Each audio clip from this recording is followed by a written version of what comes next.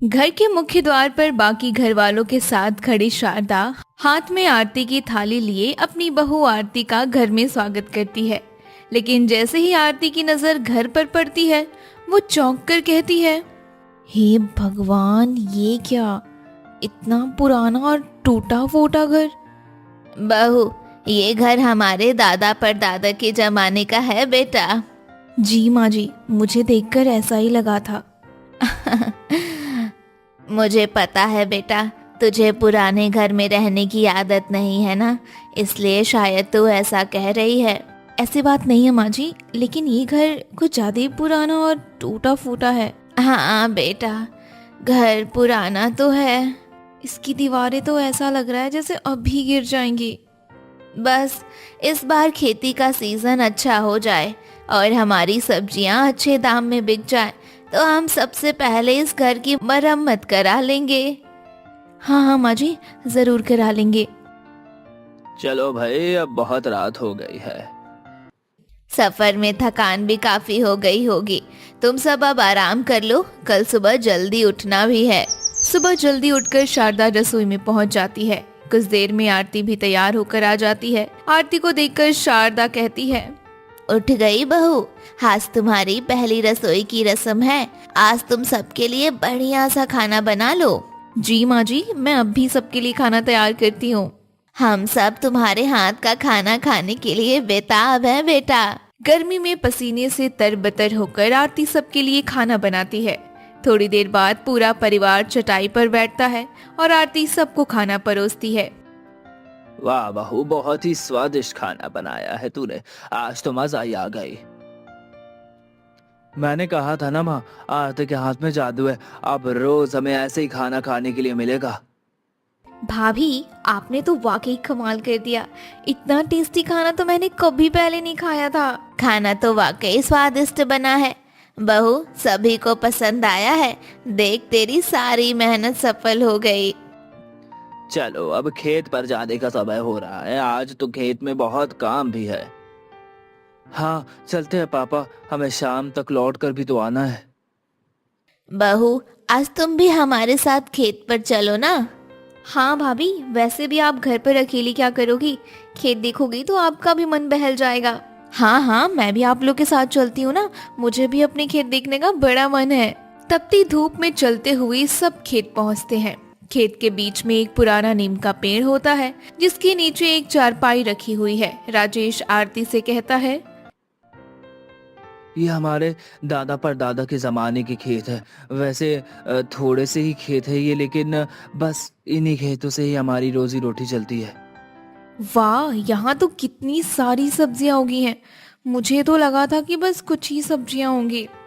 भाभी देखो, वहाँ गोभी लगी है, इधर आलू है और उस तरफ मटर और टमाटर। हम सब ने मिलकर उसे उगाया है, इसलिए यहाँ की सब्जियां इतनी फ्रेश होती हैं। शहर में तो बस मुरझाई हुई सब्जियां मिलती हैं।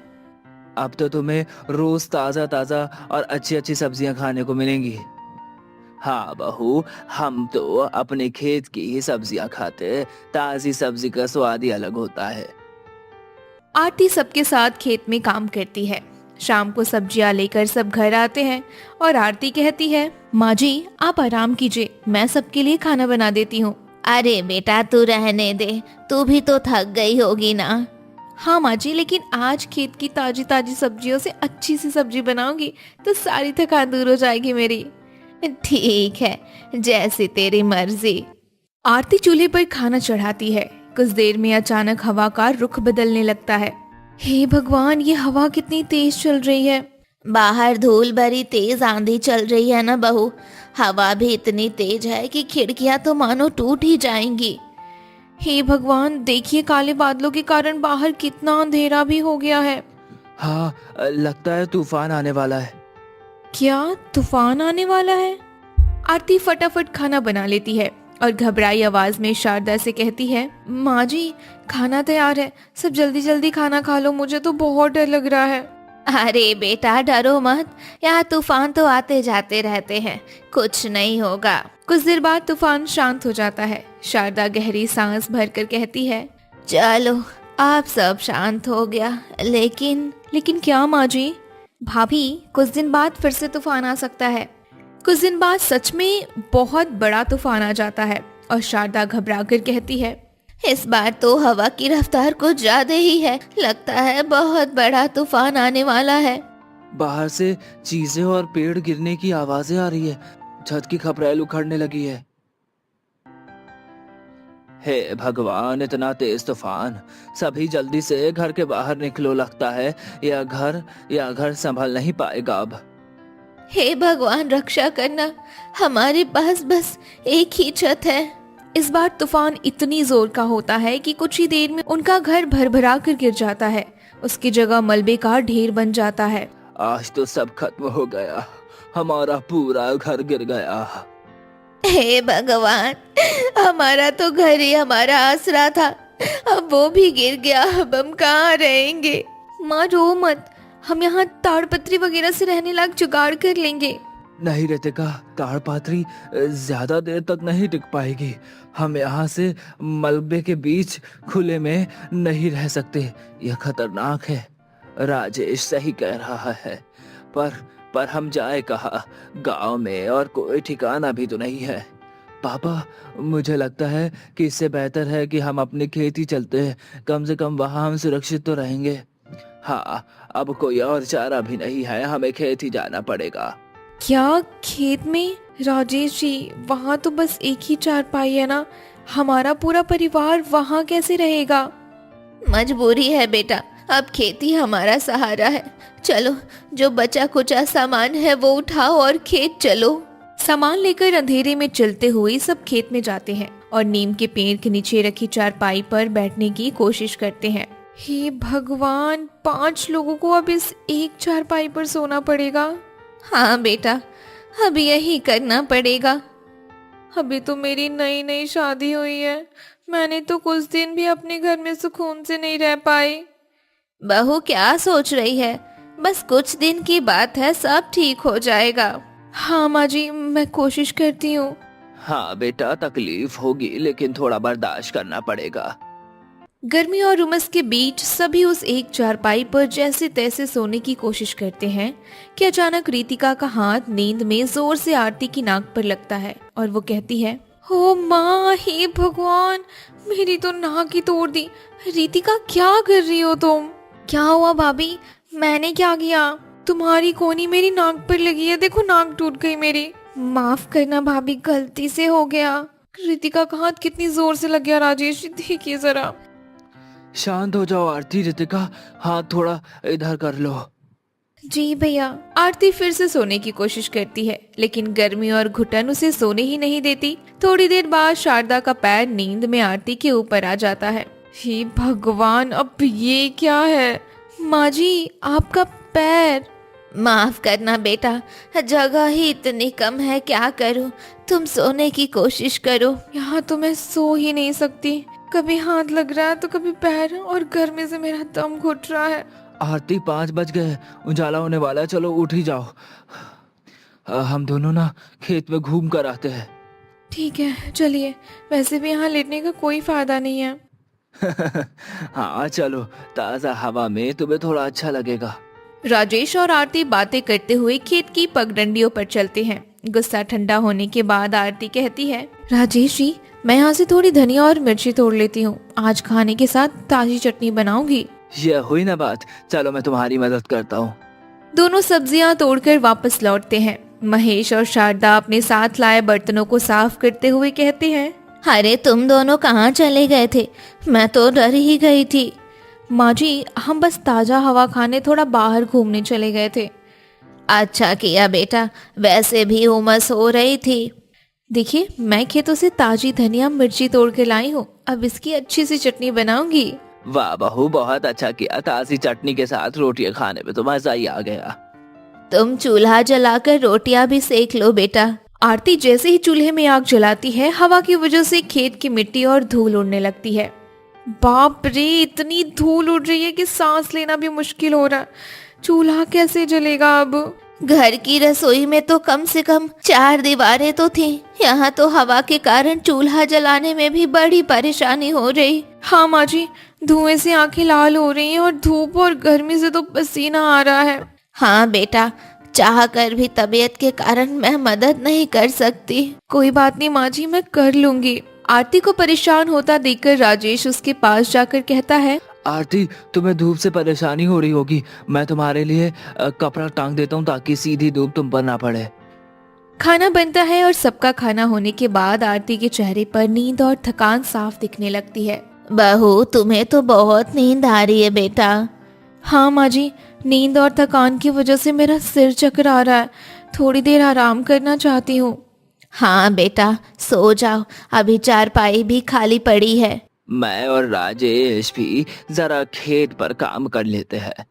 माँ, मैं पेड़ से कच्चे आम तोड़ कर लाती हूँ, दोपहर में आम पन्ना बनाएंगे। आरती चारपाई पर लेट जाती है। उसकी आंख लगने ही वाली होती है कि शारदा की सहेली विनीता आ जाती है। अरे शारदा, मैंने सुना तुम्हारा पूरा घर गिर गया और तुम लोग यहाँ खेत में रह रहे हो। हाँ विनीता, अब बस क्या बताओ, कुदरत का कहर टूट पड़ा हम पर। बड़ी मुसीबत है, ला मुझे भी थोड़ी जगह दे, बड़ी दूर से चलकर आई हूँ, कमर टूट गई है मेरी। हे भगवान, एक ही तो चारपाई है, उस पर भी आकर बैठ गई, अब मैं कहाँ सोऊं? बहू, जा जरा चाची के लिए पानी लेकर आ तो। आरती पानी लेकर आती है और विनीता को देती है। काफी देर तक दोनों की बातें चलती हैं और आरती बैठी रहती है। रात को सोते समय, माँ जी, मैं यहाँ नीचे चटाई बिछाकर सो जाती हूँ, चारपाई पर इतने लोगों के बीच सोने में मुझे बहुत दिक्कत होती है। नहीं बहू, जमीन बहुत गीली है और यहाँ कीड़े मकोड़ों का भी डर है, तो नीचे मत सो बेटा।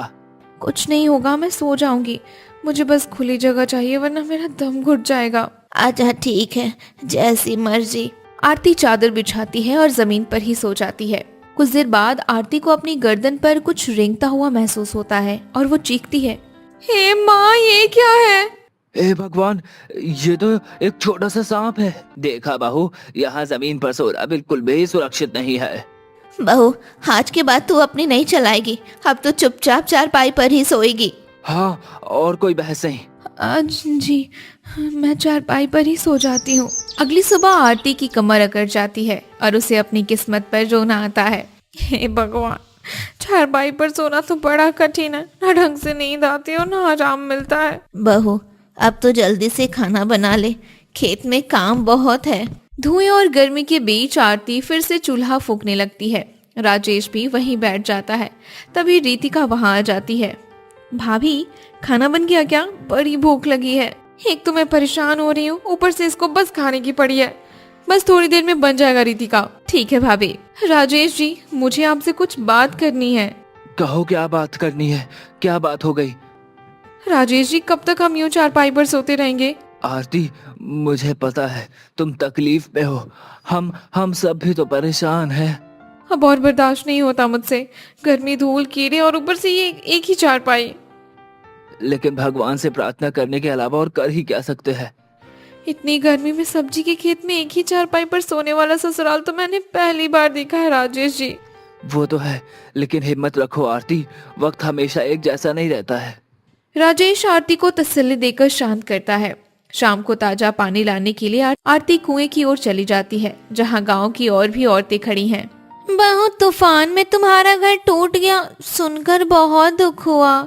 सुना है इतनी गर्मी में सब्जी के खेत में एक ही चारपाई पर पूरा ससुराल सो रहा है। हाँ चाची, मैं तो बहुत परेशान हो गई हूँ, लेकिन अब क्या कर सकते हैं। हम गरीबों की तो किस्मत ही ऐसी है, दिन रात एक करके सब्जियां उगाते हैं, फिर भी साहूकार इतने कम दाम पर लेता है। क्या?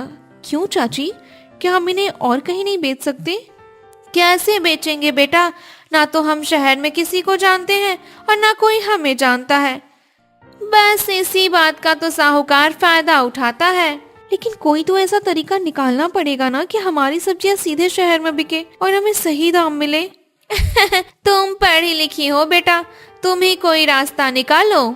आरती पानी भरकर वापस लौटती है। चारपाई पर बैठी एक लड़की को देखते ही उसके चेहरे पर चमक आ जाती है। मानसी, तुम यहाँ? आरती, कैसी है तू? मुझे आज पता चला यार तेरे घर के बारे में। बहू, मानसी कब से तेरा इंतजार कर रही है, जा इसके लिए कुछ लेकर आ। मानसी तो बैठ, मैं तेरे लिए अभी आम का पन्ना बना कर लाती हूँ। भाभी, आप अपनी सहेली से बातें करो, इन्हें खेत दिखाओ, मैं आम का पन्ना बना कर लाती हूँ। चल मानसी, मैं तुझे अपनी खेत दिखाती हूँ। वाह आरती, ये तो कितनी ताजी सब्जियां हैं। क्या तुम लोग इसमें केमिकल डालते हो? कुछ नहीं मानसी, हम तो बिल्कुल ऑर्गेनिक तरीके से उगाते हैं। देखिए गोभी, कितनी अच्छी खुशबू है ना इसकी। रीतिका आम का पन्ना लेकर आती है। मानसी एक घूंट पीती है और खुश हो जाती है। वाह यार, ये तो बहुत फ्रेश और टेस्टी है। आरती, पता है शहर में ऑर्गेनिक सब्जियों की बहुत मांग है, लोग इसके लिए मुंह मांगा दाम देते हैं। क्या फायदा मानसी, यहाँ तो साहूकार कौड़ियों के भाव लेता है। तो चिंता मत कर, मैं शहर में कुछ स्टोर्स को जानती हूँ। मैं तेरी इन सब्जियों को कुछ सैंपल लेकर जाऊंगी, उन्हें जरूर पसंद आएगा। मानसी सब्जियों के सैंपल लेकर चली जाती है। आरती के मन में एक नई उम्मीद जगती है। लेकिन अगले ही दिन साहूकार खेत में आ धमकता है और कहता है, कहाँ है महेश जी? सुनो, ये तुम्हारा घर टूट गया है। आइए साहूकार जी, क्या करे, हम पर कुदरत की मार पड़ी है। ठीक है, जो होना था वो तो हो गया। देख रहा हूँ कि तुम्हारी सब्जियां एकदम तैयार हो गई हैं। जी सेठ जी, तैयार तो हो गई है। तो फिर कल ही अपने आदमियों को मैं भिजवाता हूँ लेने के लिए। साहूकार जी, सब्जियां तो तैयार हो गई हैं, पर इस बार जरा रहम करना। हाँ सेठ जी, हमारा घर गिर गया, सिर छिपाने की जगह नहीं है, इस बार थोड़े ज्यादा पैसे दे देना। देखो, पैसे तो मैं उतने ही दे पाऊंगा जितना हमेशा देता हूँ। हम पर रहम कीजिए सेठ जी। देखो, ज्यादा नखरे करोगे तो सब्जियां खेत में ही सड़ जाएंगी। मेरे सिवा गांव में कोई और नहीं खरीदेगा। साहूकार जी, आप ये सब्जियां शहर ले जाकर 5 गुने दाम में महंगे बेचते हैं, फिर हमें इतना कम क्यों देते हैं? ए बहू, तू बीच में मत बोल। क्यों ना बोलूं, हम सही दाम ही तो मांग रहे हैं बस। तुझे क्या पता व्यापार क्या होता है? गाड़ी मजदूर लगाकर सब्जियों को शहर लेकर जाना पड़ता है, उसमें पैसा नहीं लगता क्या? लेकिन ठीक है साहूकार जी, कल भेज देना आदमियों को, हम सब्जियां तैयार रखेंगे। साहूकार चला जाता है। आरती का खून खौल जाता है और वो राजेश और महेश से कहती है, पापा जी, आपने मुझे बोलने से क्यों रोक दिया? बेटा, वो अच्छा आदमी नहीं है। चाहे जो भी हो, हम साहूकार को सब्जियां नहीं देंगे। हमें सब्र रखकर मानसी की खबर का इंतजार करना चाहिए। मुझे लगता है कि आरती सही कह रही थी, हमें एक बार कोशिश करनी चाहिए। मानसी पढ़ी लिखी है, वो गलत नहीं बोलेगी।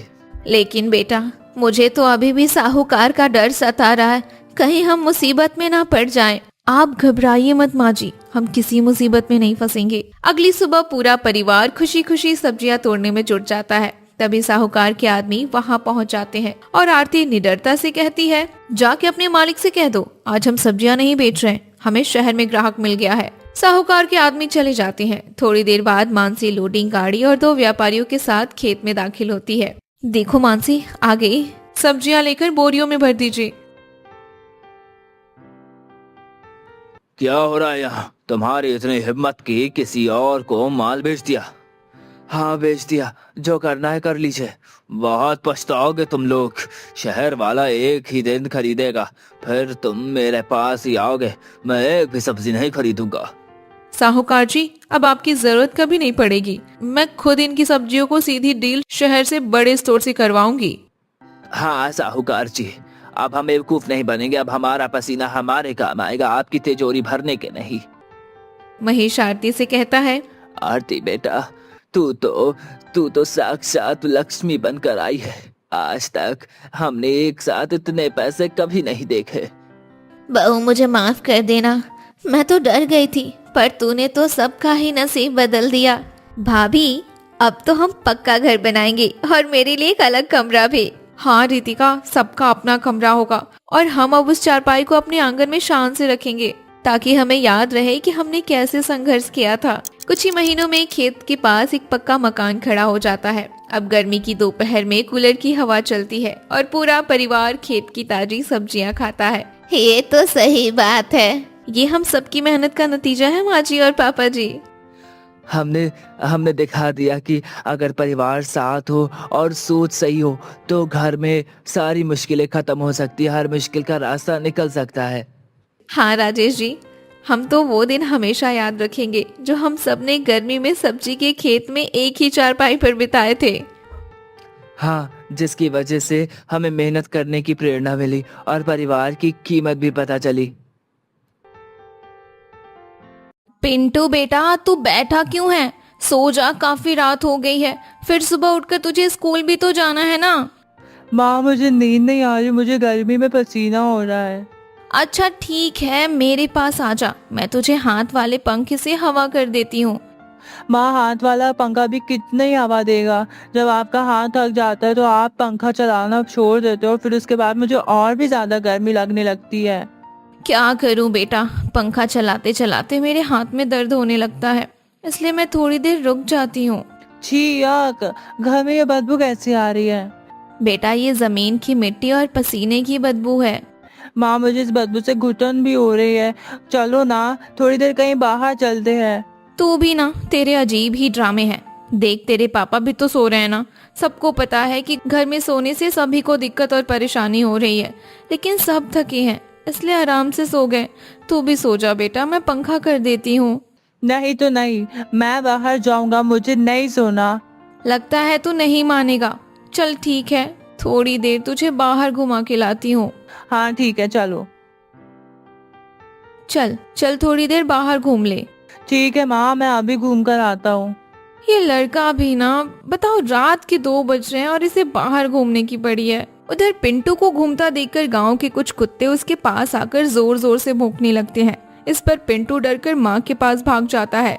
माँ मुझे अब नहीं घूमना, चलो अब जल्दी से घर चलते हैं। अरे तुझे क्या हुआ? अभी तो घूमने के लिए गया था, इतनी जल्दी तेरा घूमना खत्म हो गया? वो माँ, गांव के कुत्ते आकर भौंकने लगे। अच्छा, तो जनाब को कुत्तों से डर लग गया, इसलिए भागकर वापस आ गए। घूम ले, और तुझे रात में बहुत घूमने का शौक लगा था ना, जा घूम ले।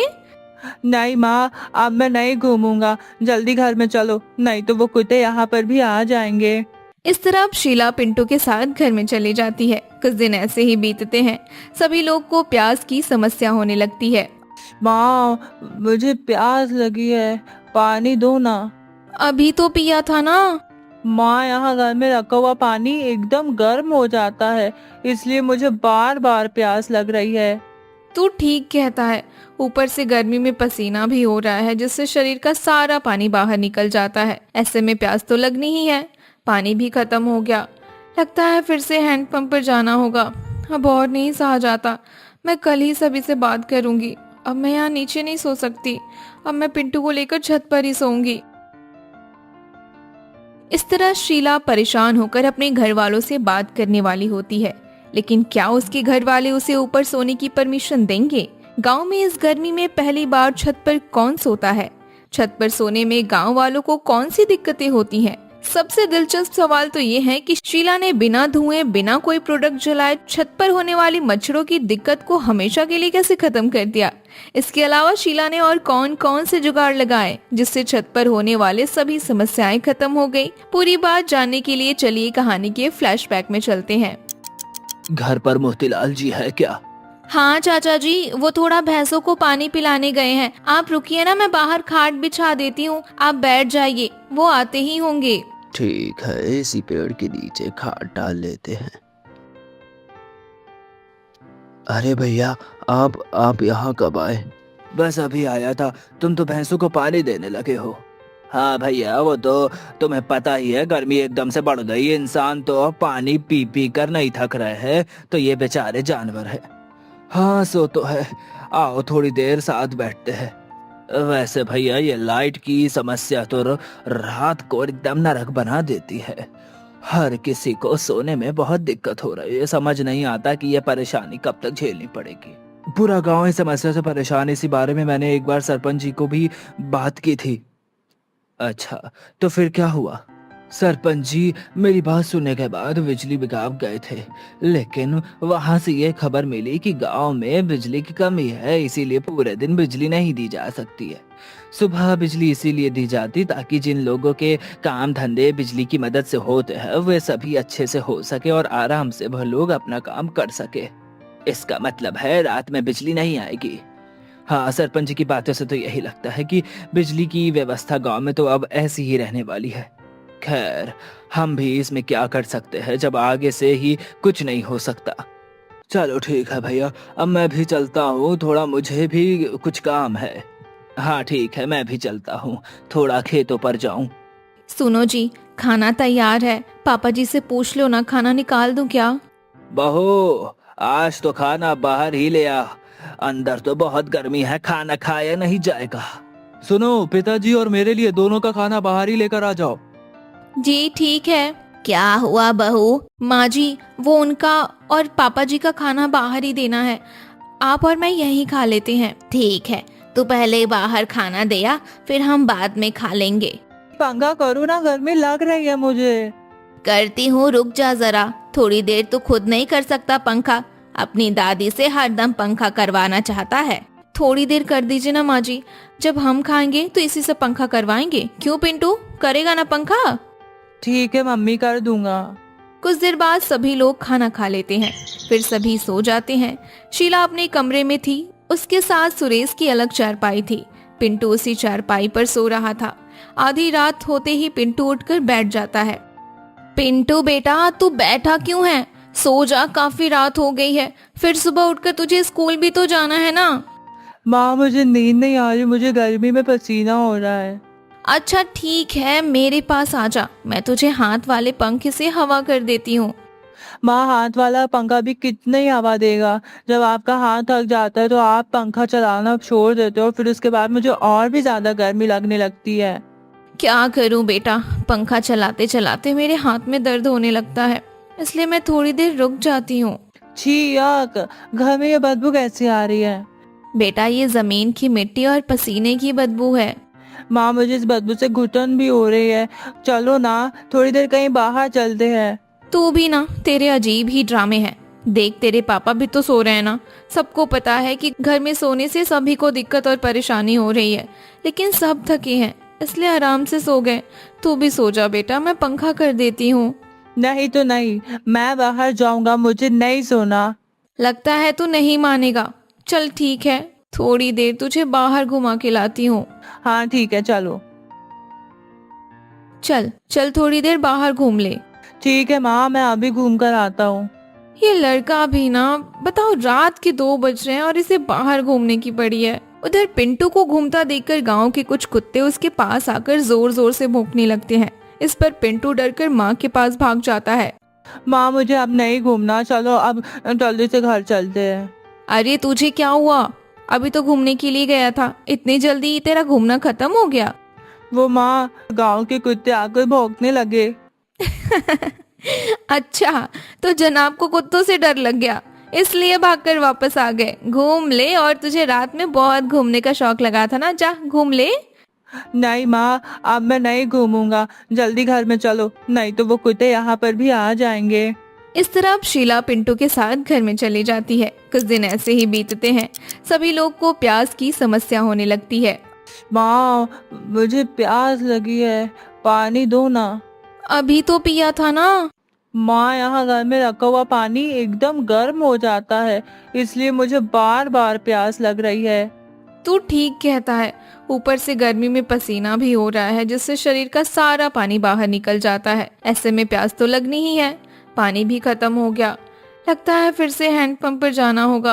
अब और नहीं सहा जाता, मैं कल ही सभी से बात करूंगी। अब मैं यहाँ नीचे नहीं सो सकती, अब मैं पिंटू को लेकर छत पर ही सोऊंगी। माँ जी, अब मुझसे रात में घर में नहीं सोया जाता, अब तो मैं छत पर ही सोऊंगी। अरे बहू, क्या बोल रही है? तू अकेली हमारे घर की औरत होकर छत पर सोएगी? गांव में कोई भी छत पर नहीं सोता है, ये ठीक नहीं है। तो क्या करूं माँ जी, सारी रात पिंटू के चक्कर में मुझे परेशान होना पड़ता है। रात भर ठीक से नींद पूरी भी नहीं हो पाती, तो दिन में काम करते समय आंख लग जाती है। ऐसे तो मेरी तबीयत खराब हो जाएगी, ऊपर हवा में कम से कम नींद तो पूरी हो जाएगी।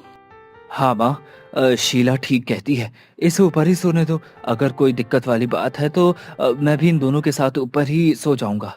ठीक है, तुम दोनों की जैसी मर्जी वैसा ही करो। माँ, ये छत तो बहुत गर्म हो रही है, यहाँ पर कैसे नींद आएगी? अरे तू चिंता मत कर, हमें खाली छत पर नहीं सोना, नीचे से चटाई बिछानी है, फिर कोई दिक्कत नहीं होगी। चल, मैं चटाई बिछा देती हूँ, फिर आराम से सो जा। माँ, यहाँ भी कभी कभी हवा रुक जा रही है, लगता है यहाँ भी नीचे जैसा ही हो जाएगा। कोई नहीं, नीचे की तरफ पंखा तो नहीं चलेगा। अब चल चुपचाप सो जा। अरे बहन, कैसी हो? गर्मी में रात में नींद आती है या नहीं? अरे बहन तुम आओ बैठो। क्या बताऊं बहन, गर्मी में तो बुरा हाल है। हमारे घर में तो सुरेश और उसकी बीबी परेशान होकर रात में छत पर ही सोने लगे हैं। हाँ वो तो है, हमारा भी परिवार गर्मी से परेशान हो रहा है। लगता है हमें भी अब छत पर ही सोना पड़ेगा। अच्छा, आप नहीं सोती क्या छत पर? नहीं नहीं, मैं और ये तो अभी नीचे ही सोते हैं। नीचे सोने का कोई भी फायदा नहीं है बहन, रात की नींद रोज रोज खराब होती है। हाँ वो तो है, देखती हूँ आज इनसे पूछूंगी। अगर ये मान जाते हैं तो हम दोनों भी ऊपर ही सो जाएंगे। चलो ठीक है बहन, अब मैं चलती हूँ, घर में थोड़ा काम है। ठीक है बहन। अरे माँ जी, आप कहाँ चली गई थी? मैं कब से आपको ढूंढ रही थी। कहीं नहीं गई थी बहू, बस पड़ोस में जमुना बहन के यहाँ गई थी। अच्छा, तो क्या बात हो गई थी? कुछ भी नहीं, बस ऐसे ही मिलने गई थी। अच्छा सुन, जमुना बहन बता रही थी कि उसकी बहू और पति दोनों छत पर सोते हैं। हम भी आज से छत पर ही सोएंगे, गर्मी में तो अब हमसे नहीं सोया जाएगा नीचे। लेकिन माँ जी, वहाँ पर तो सब एक साथ कैसे सोएंगे? पापा जी के सामने सोने में मुझे बहुत शर्म आती है।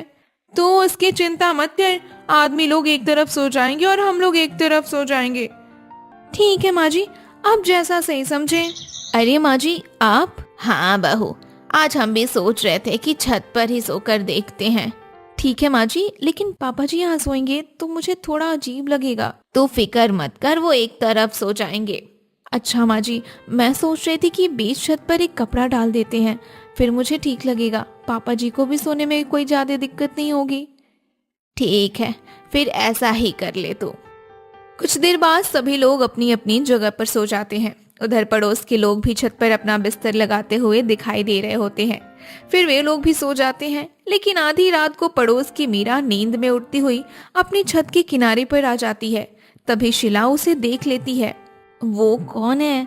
उठकर देखती हूँ, अरे ये तो भूत भूत। अरे क्या हुआ? तुम ठीक तो हो ना? क्यों चिल्ला रही हो?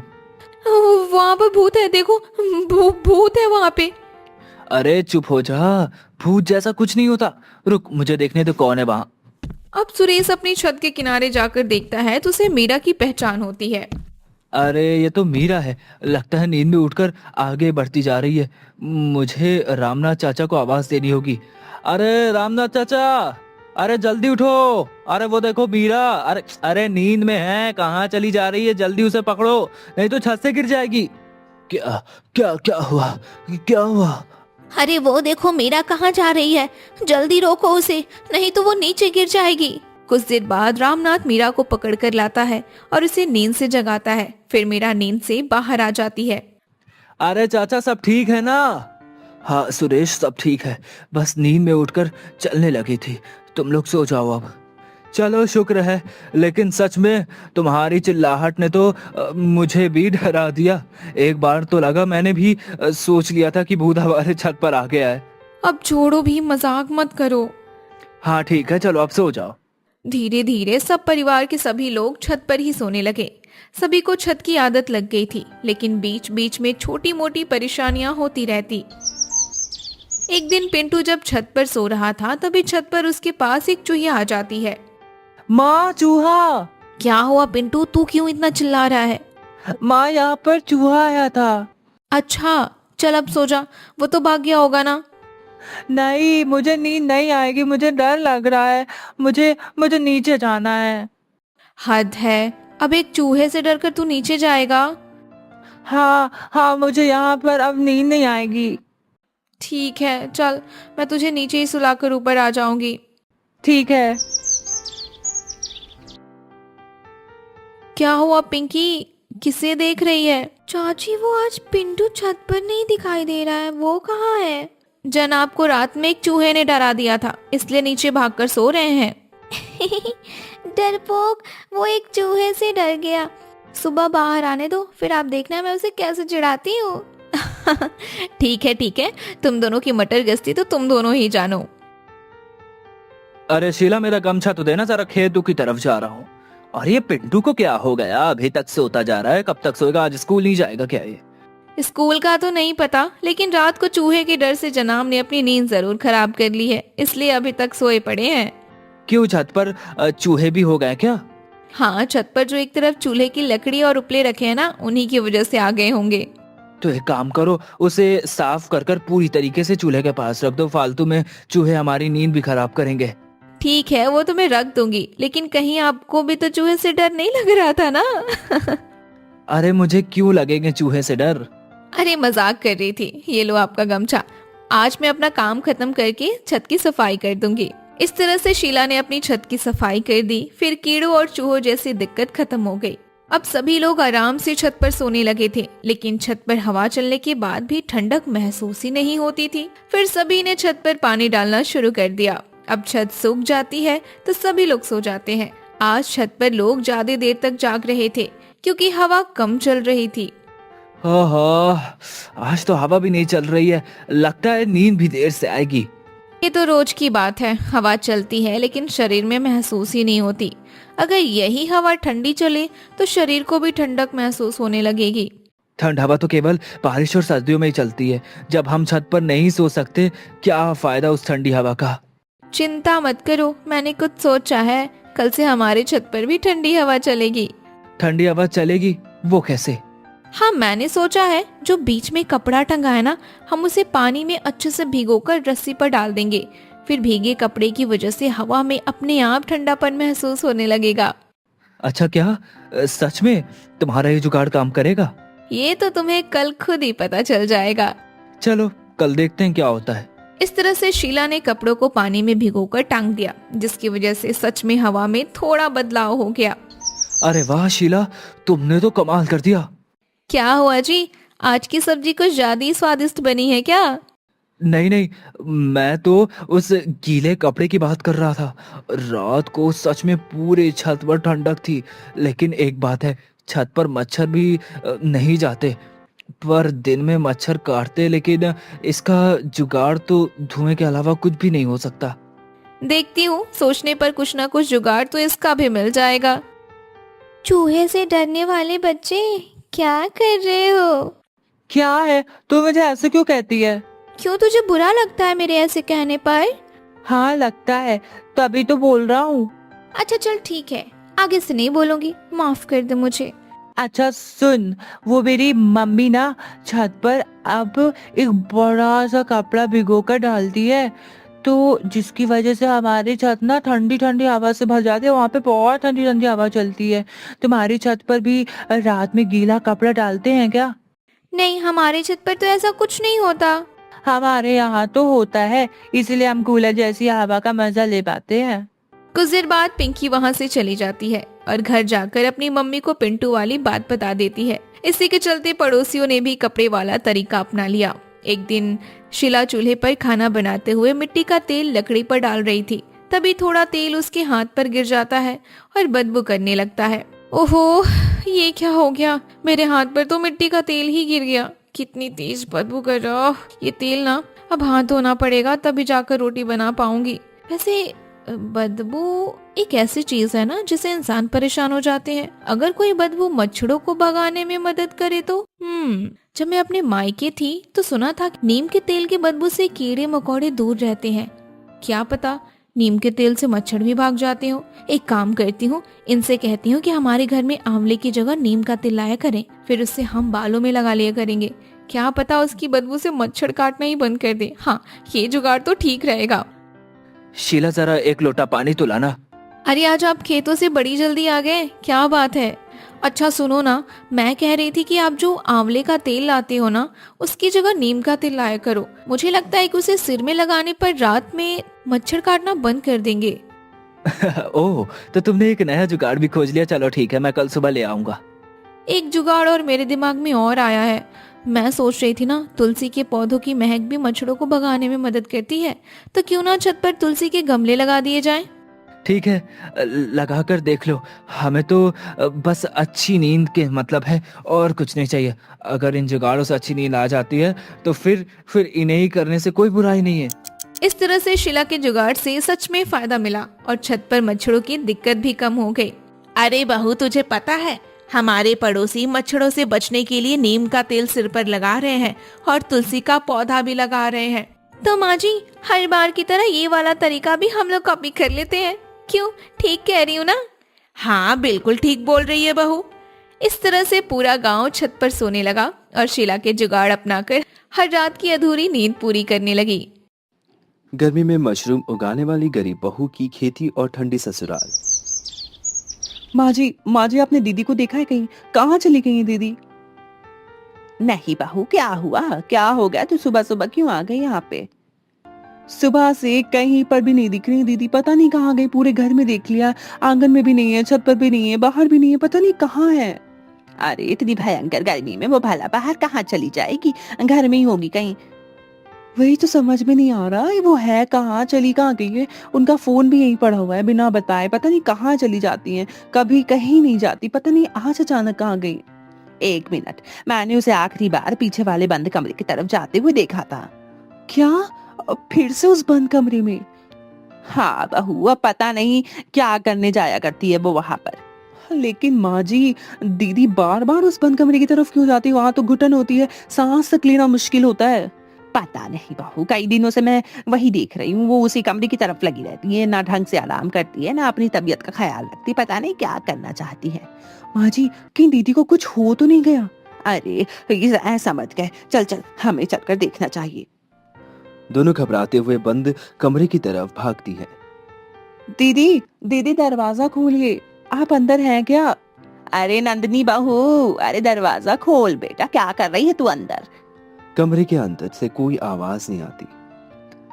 माँ हटिए, आप हटिए, लगता है दरवाजा को धक्का देकर ही खोलना होगा। प्रिया जोर से धक्का देकर कमरे का दरवाजा खोलती है। दीदी, माँ जी, दीदी जमीन पर पड़ी हुई है। अरे बहू नंदिनी, आंखें खोल, क्या हो गया तुझे? इनके हाथ तो पूरी तरह तप रहे हैं, कितनी तेज गर्मी है शरीर में। मैंने इसे कितनी बार कहा है कि इस बंद कमरे में मत आया कर, कितनी बार इसको समझाने की कोशिश करी है, लेकिन ये है कि मेरी सुनती ही नहीं है। दीदी आंखें खोल गई, आपको क्या हो गया है? आखिर नंदिनी उस बंद कमरे में बार बार क्यों जाती थी? ऐसी कौन सी मजबूरी थी जिसने उसे भयंकर गर्मी में भी चैन से बैठने नहीं दिया? इन्हीं सवालों का जवाब जानने के लिए आइए चलते हैं फ्लैशबैक में। कुछ महीने पहले की बात है। हे भगवान, बहुत बहुत बहुत गर्मी हो रही। सुबह सुबह इतनी ज्यादा गर्मी पड़ने लगती है। हे भगवान, अभी से ऐसा लग रहा है जैसे सिर पर आग बरस रही हो, आग। अब क्या करे कमला, मौसम ही ऐसा हो गया है। इस बार तो रात में भी हवा नहीं चलती है। उसी समय नंदिनी सिर पर पानी की बाल्टी रखे हुए घर के अंदर आती है। उसके कपड़े पसीने से भीगे हुए होते हैं। अरे बहू, इतनी धूप में तुम फिर से पानी भरने के लिए चली गई थी? क्या करती माँ जी, घर में एक बूंद भी पानी नहीं बच रहा है। सोचा था सबके उठने से पहले ही पानी भर लिया हूँ। बहू, तू सुबह से ही काम में लग जाती है, थोड़ा अपने शरीर का भी ध्यान रखा कर। अभी तो पूरा दिन बाकी है बापूजी, मैं अभी जल्दी से खाना बना लेती हूँ। माँ जी, धूप और बढ़ जाएगी ना तो फिर रसोई में खड़ा होना भी बहुत ज्यादा मुश्किल हो जाएगा मेरे लिए। नंदिनी रसोई की तरफ जाती है। कुछ ही देर में चूल्हे का धुआं पूरे आंगन में फैलने लगता है। देख रहे हो जी, सुबह से 1 मिनट चैन नहीं मिलता है बेचारी इस नंदिनी को। घर की हालत ही ऐसी है कमला, अगर ये बहू ना होती तो पता नहीं घर कैसे चलता। उसी समय बाहर से रामप्यारी चाची आती हैं। और ये कमला, अभी से सबके चेहरे क्यों लटके हुए हैं तुम लोगों के घर में? क्या बताया जाए राम प्यारी, इस गर्मी ने तो जीना मुश्किल कर दिया है। समझ नहीं आ रहा क्या करे। और ये पूरे गांव का यही हाल है। कल तो मेरे घर की दीवार पूरी तरह से तप चुकी है, बताओ क्या करूं। ऊपर से कमाई भी कुछ खास नहीं हो रही है, खेत सूखते जा रहे हैं। दीपक कहाँ है? खेत पर गया होगा सुबह सुबह, और मनीष भी मजदूरी पर निकल गया है। हाँ, मेहनत तो दोनों लड़के बहुत ज्यादा कर रहे हैं तुम्हारे नंदिनी। उसी समय नंदिनी सबके लिए पानी लेकर आती है। उसके चेहरे में लगातार पसीना आ रहा होता है। अरे बहू, तू तो पूरी पसीने में भीग गई है, क्या कर रही थी तू?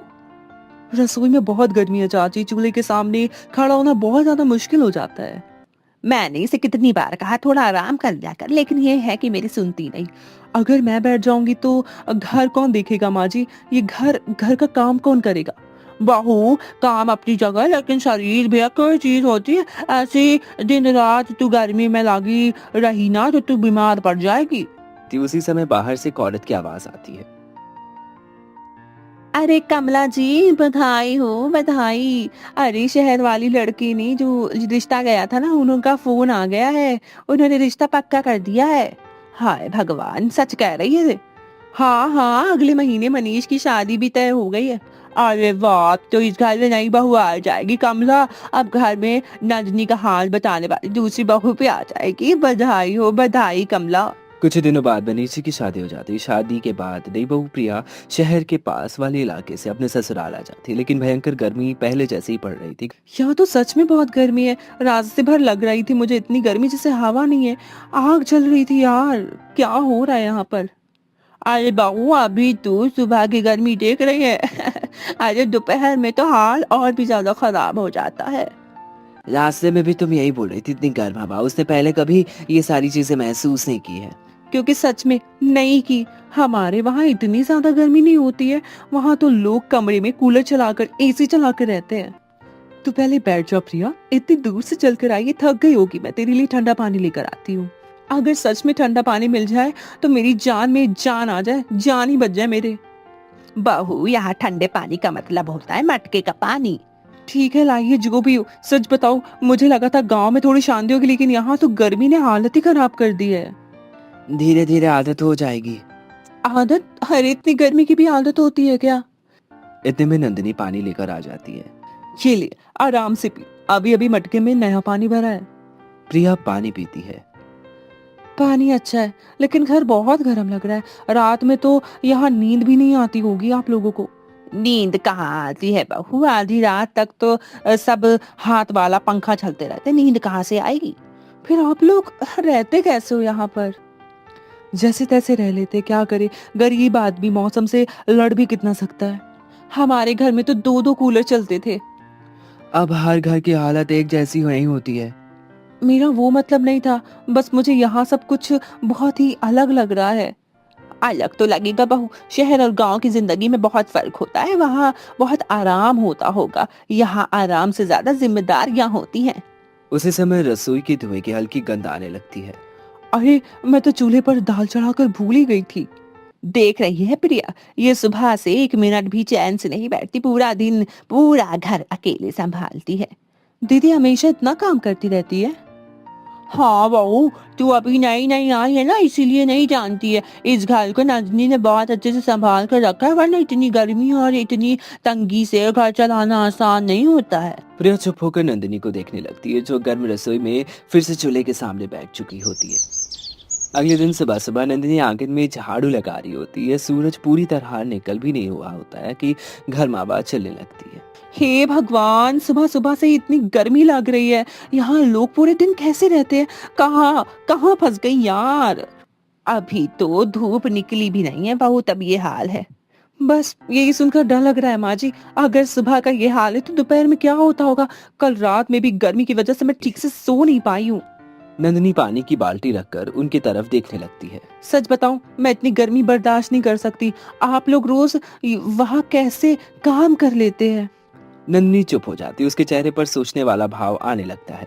मेरे तो सच में भाग फूट गए। ना ढंग की हवा, ना ठंडक, ना आराम, कुछ नहीं है यहाँ। धीरे धीरे आदत पड़ जाएगी बहू, सब समझ में आ जाएगा।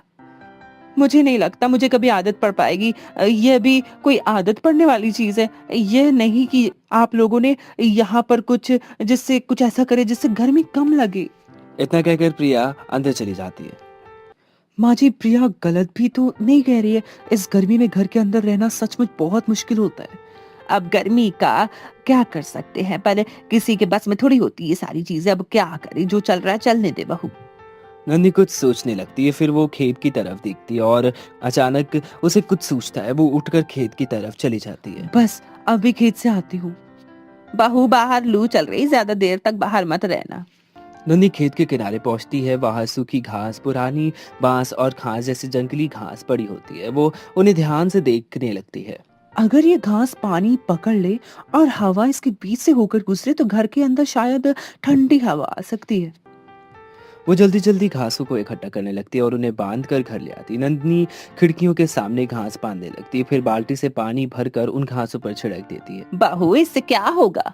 बाहर की हवा पहले इस गीली घास से टकराएगी, फिर घर के अंदर आएगी तो शायद थोड़ी सी ठंडक आ जाए। तब तक प्रिया घर के अंदर से वहां आती है। वो नंदिनी को काम करता देख मुंह बना लेती है।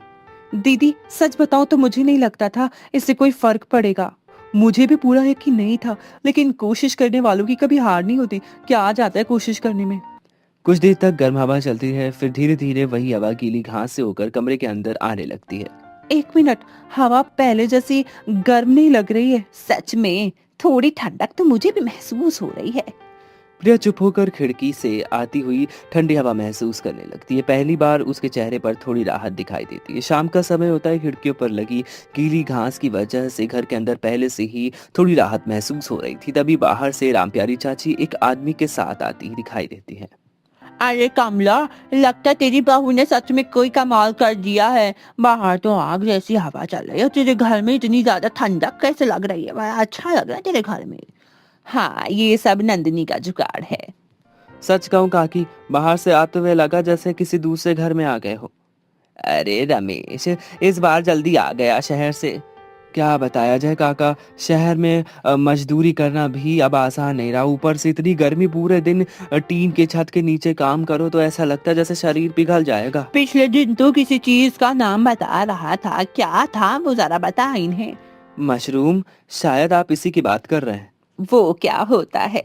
अरे सफेद सफेद छाते जैसे होते, शहर के होटल वाले और बड़े बड़े लोग बहुत सारा ये सब खाते। मैंने तो देखा वहाँ लोग छोटे छोटे कमरे में भी मशरूम उगाकर पैसे कमा रहे हैं। नंदी ध्यान से उसकी बात सुनने लगती है। छोटे कमरे में भी उग सक जाते हैं ये सारी चीजें? हाँ, बस कमरे में नमी और ठंडक चाहिए होती है। शहर में तो लोग बोरे भर भर के उगाते हैं और काफी पसंद भी किया जाता है इस चीज को। छोटे कमरे में भी उगाया जा सकता है क्या इन सारी चीजों को? जिस गोदाम में मैं मजदूरी किया करता था ना, तो उसके पीछे वाले कमरे में लोग मशरूम उगाते थे। वहाँ होटल वाले खुद खरीदने आते थे। नन्ही अब सोच में पड़ जाती है। अगर कोई सीखना चाहे तो ये मशरूम उगाना सीख सकता है क्या? क्यों नहीं, लेकिन सही तरीका पता होना चाहिए, वरना पूरा सामान खराब हो सकता है। चलो अच्छा, अब हम चलते हैं भैया, यहाँ से बहुत गर्मी भी लग रही है। हम लोग घर जाते, काम भी करना है। रमेश और रामप्यारी चाची वहां से चले जाते। रात को सभी सोने की तैयारी कर रहे होते, लेकिन नंदिनी चुपचाप बैठी सोच रही होती। तभी प्रिया नंदिनी के पास आती है। दीदी आप अभी तक सोई नहीं? बस ऐसी सोच ही रही थी, कहीं आप सच में तो वो मशरूम उगाने का नहीं सोच रही हो? हाँ, अगर उससे घर के हालात थोड़ी सुधर जाएं तो कोशिश करने में क्या बुराई है? दीदी आपको सच में लगता है कि ये सब यहाँ पर हो पाएगा? गांव में लोग मुश्किल से अपनी खेती संभाल पाते हैं और आप ये नया काम लेकर बैठ रही हो। ये सब काम क्यों सोच रही हो आप? नया काम ही कभी कभी जिंदगी बदल देता है प्रिया। मुझे तो लगता है आप बस इस गर्मी में खुद को और परेशान करने वाली हो। नंदी उसकी बात सुनकर भी शांत रहती है। उसके मन में अब मशरूम की बात बार बार चल रही होती है। अगले दिन सुबह नंदिनी जल्दी उठकर घर का काम निपटाती है, लेकिन आज उसका ध्यान बार बार उसी बात पर जा रहा था। क्या सोच रही है बहू? सुबह से देखे जा रही है, क्या हो गया? कहीं खोई हुई लग रही है मुझे तो। माँ जी, मैं आज रामप्यारी चाची के घर होकर आ जाती हूँ। शायद रमेश भैया फिर शहर जाने वाले हैं, उनसे मशरूम के बारे में थोड़ा बहुत पूछने जा रही हूँ। कुछ देर बाद नंदिनी रामप्यारी चाची के घर पहुंचती है। अरे बहू, आज सुबह सुबह तो कैसे आ गई यहाँ पर? चाची वो रमेश भैया गए क्या? अभी नहीं, क्यों कोई बात हो गई क्या? कुछ हुआ तो बता। उनसे मशरूम के बारे में मुझे पूछना था। उसी समय रमेश बाहर से आता है। ये मशरूम उगाने के लिए क्या क्या चाहिए होता है और बीज कहाँ मिलते हैं? नंदिनी ध्यान से सारी बातें सुनती है। कुछ देर बाद नंदिनी घर लौट आती है। लो आ गई दीदी, अब क्या पता चला? मशरूम उग सकते हैं यहाँ भी?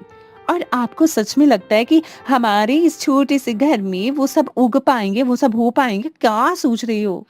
पीछे वाला बंद कमरा खाली पड़ा है, अगर उसे साफ कर दे तो शायद हमारा काम हो जाएगा। दीदी उस कमरे में खड़े होना बहुत मुश्किल है, वहाँ इतनी घुटन और गर्मी होती, कैसे करोगी वहां पर? इसीलिए तो उसे ठीक करना पड़ेगा। मुझे तो लगता है आप ये सब बस बेकार में मेहनत करने वाली, कुछ नहीं होगा इससे। हो सकता है, लेकिन अगर कोशिश ही ना करी तो पता कैसे चलेगा? अगले दिन से नंदिनी पीछे वाले बंद कमरे में साफ सफाई करने लगती। कमरे के अंदर पुराना सामान, टूटी टोकरियां, धूल और मकड़ी के जाले भरे हुए थे। ऊपर से कमरे में इतनी गर्मी होती है कि कुछ देर खड़े रहना भी बहुत मुश्किल लगता है। बहू थोड़ा बाहर आ जा, अंदर बहुत घुटन हुआ करती, कैसे तू रहती है अंदर इतनी देर तक? बस माँ जी आ रही हूँ, ये आखिरी बोरा निकाल दूं फिर आ जाती हूँ। नंदी पुराने सामान को बाहर निकालती रहती। उसके चेहरे में लगातार पसीना बह रहा था। दीदी सच बताओ, मुझे नहीं लगता इस कमरे में कुछ उग भी सकता है, यहाँ तो इंसान भी नहीं खड़ा हो सकता, ये पौधे कैसे जिएंगे? नंदिनी जवाब दिए बिना सफाई करती रहती है। कुछ दिनों बाद नंदिनी थोड़ा सा सूखा भूसा, पुराने प्लास्टिक के बैग और मशरूम की बीज लेकर आती है। बहू इतने पैसे कहाँ से लाए? मैंने पिछले महीने से थोड़े थोड़े पैसे बचाए थे, उसी से ही ले आई हूँ मैं। नंदी भूसे के पानी में भिगोती है, फिर उसके बाद धूप से बचाकर उसके बैग को वो भूसा और बीज भरने लगती है। ये क्या कर रही हो दीदी? रमेश भैया ने बताया था ऐसे परत परत करके ही भरते हैं ये सारी चीजें। आपको देखकर तो लग रहा है जैसे कोई स्कूल का प्रोजेक्ट बना रही हो आप। मजाक उड़ाने से अच्छा है कि दुआ कर दे कि काम बन जाए हमारा। मैं तो बस कर रही थी, बाद में आपका दिल टूट ना जाए। नंदी बैगों में छोटे छोटे छेद करती है और उन्हें कमरे में टांग देती है। फिर रोज उसमें थोड़ा थोड़ा पानी छिड़कती है। कई दिनों तक वो लगातार कमरे में लगी रहती है, लेकिन एक सुबह जब वो बैग देखने जाती है तो उसका चेहरा उतर जाता है। क्या हुआ बहू? माँ जी, इन बैगों से सफेद फफूंद लग गई है। मतलब क्या हुआ? मतलब सब खराब हो गए हैं। प्रिया भी पीछे आ जाती है। मैंने पहले ही कहा था दीदी, ये सब इतना आसान नहीं होता, आप तो मान ही नहीं रहते।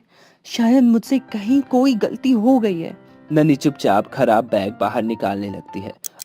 अगले कुछ दिनों तक वो फिर से कोशिश करती है। इस बार वो कमरे में ज्यादा पानी छिड़कती है, खिड़कियों को ढकती है और गर्मी कम रहने की कोशिश करती है। लेकिन दूसरी बार वो भी बैग बदबू में आने लगते हैं। फिर खराब हो गए। रहने दे बहू, खुद को इतना ज्यादा मत थका। नहीं माँ जी, इस बार समझ में नहीं आ रहा है कि क्या हो रहा है, क्या गलती हो रही है मुझसे बार बार। प्रिया सिल हिलाकर वहां से चली जाती। एक दोपहर गर्मी पहले से कहीं ज्यादा पड़ चुकी थी। घर के बाहर तक हवा आग जैसी लग रही थी। अरे बहू, आज उस कमरे में मत जाना, आज तो बाहर खड़ा होना बहुत ज्यादा मुश्किल है।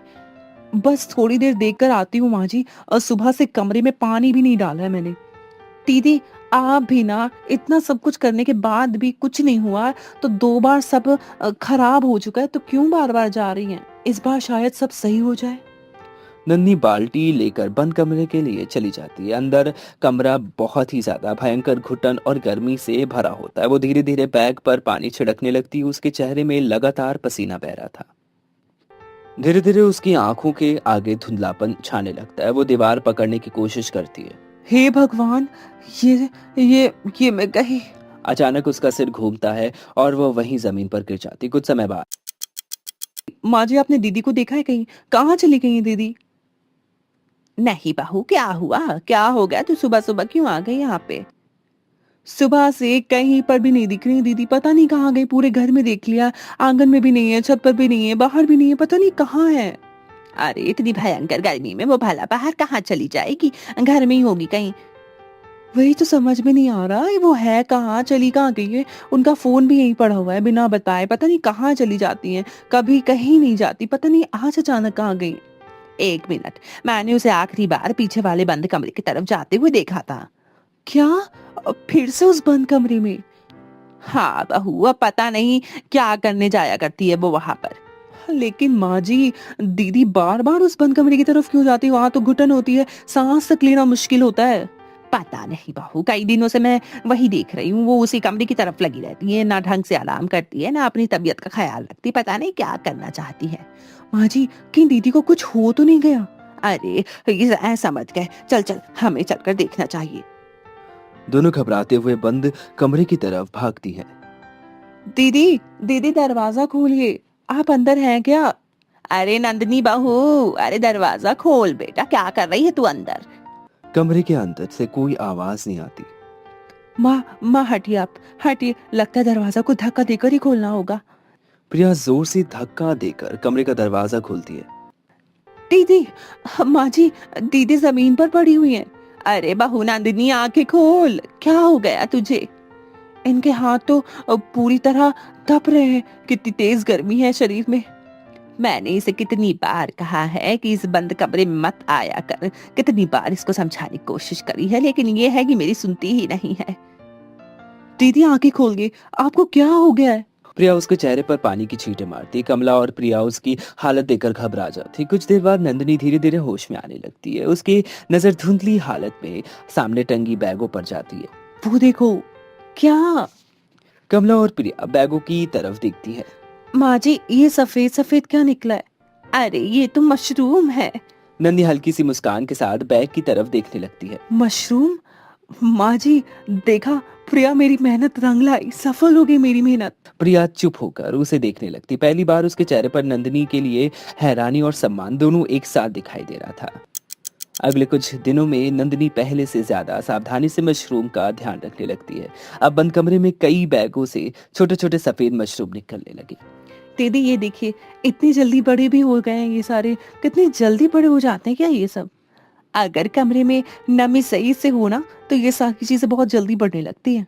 तो आज मैं पानी छिड़क दूं? हाँ, लेकिन ज्यादा मत डालना, वरना फिर खराब हो जाएंगे ये सभी। प्रिया पहली बार ध्यान से मशरूम वाले बैगों पर पानी छिड़कने लगती है। चलो, आखिर छोटी बहू भी काम में हाथ बटाने लगी है। माँ जी, अब समझ में आ गया कि दीदी इतनी मेहनत क्यों करा करती थी। धीरे धीरे पूरे कमरे में मशरूम निकलने लगते। सफेद सफेद गुच्छे देखकर सभी खुश हो जाते। दीपक और मनीष भी हैरान हो जाते और खुश क्यों ही ना हो, उन्हें मशरूम की कीमत पता थी। अरे वाह, इतने सारे मशरूम! भाभी सच में आपने तो हमारे लिए बहुत ज्यादा अच्छा काम कर दिया। हमारे कमरे में ही उगा लिए इन मशरूमों को। हाँ, अब इन्हें सही समय पर तोड़ना होगा। नन्ही और प्रिया मिलकर सावधानी से मशरूम तोड़ने लगती। कुछ देर बाद सभी लोग आंगन से बैठकर मशरूम साफ करने लगते हैं। अब इन्हें बेचेंगे कहाँ? शहर में बेच देंगे, वहाँ होटल वाले लेते हैं ना। हाँ, हमारे शहर में भी लोग मशरूम बहुत खाते हैं। तो फिर ठीक है, कल सुबह मैं और मनीष उन्हीं बाजार में लेकर जाएंगे और उनको बेचने की कोशिश करेंगे। प्रिया पुराने अखबार और डिब्बे निकाल कर पैकिंग करना शुरू कर देती है। दीदी ऐसे खुला मत रखो, अगर अच्छे से पैक नहीं करेंगे ना तो देखने में भी बढ़िया नहीं लगेगा। अरे वाह, ये तो मैंने सोचा ही नहीं था।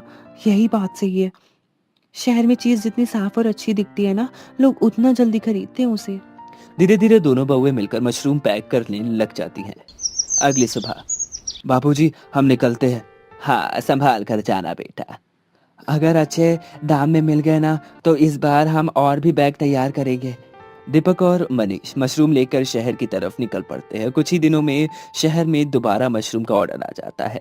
इस बार होटल वालों को उनके मशरूम इतने ज्यादा पसंद आते हैं कि वो ज्यादा मात्रा में मशरूम मांगने लगते हैं।